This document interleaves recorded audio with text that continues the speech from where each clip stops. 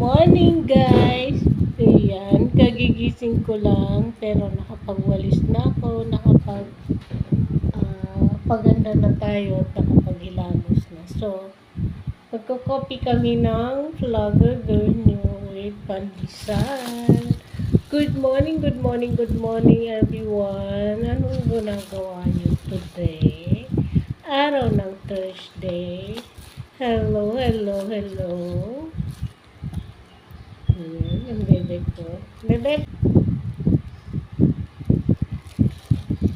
Oh, nagko-coffee. Aakyat na din siya sa table.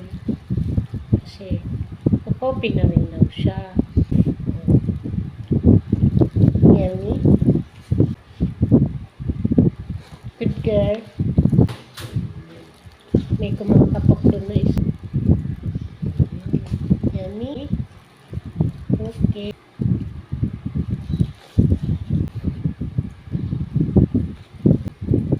Dito ka kasi. Halika dito.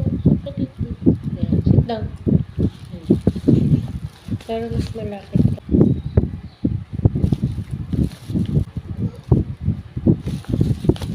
Boto kasi. Wala siyang diaper. Kailangan naman ako guys yung magpo-provide ng diaper sa amo natin yun. Wala nga kang pambiling pagkain nito, diaper pa.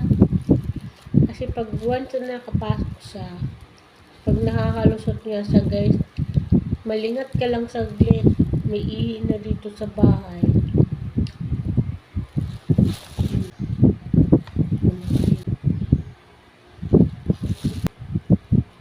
Tulad ng unang bili na.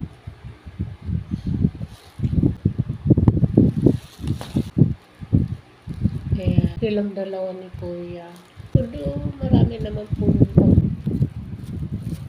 ako guys kagabi. Habang nanonood kami guys ni Vlogger Girl. Nang bumagsak guys yung window. Window namin sa kitchen.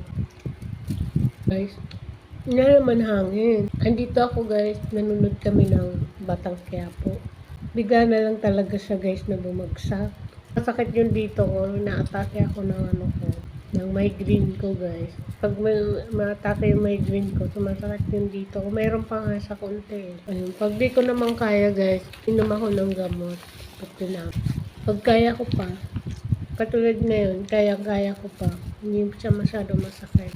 Itinulog ko na nga pagising ko, ganun pa rin. Masakit pa rin yung dito natin banda. So guys, di ako natamaan na yung window. Tamaan ako yun, naku po, nakapatay na ako ngayon. Grabe yung mga nalaglag ng bubog. Kasi salamin siya guys. Siya yung basta cabinet lang na kahoy o ano. Salamin. Akala ko nga guys, dalawa yung nalaglag. Pero isa lang pala. Tamaan pa yung butuan ko. Hindi ko alam guys kung gagana pa yun.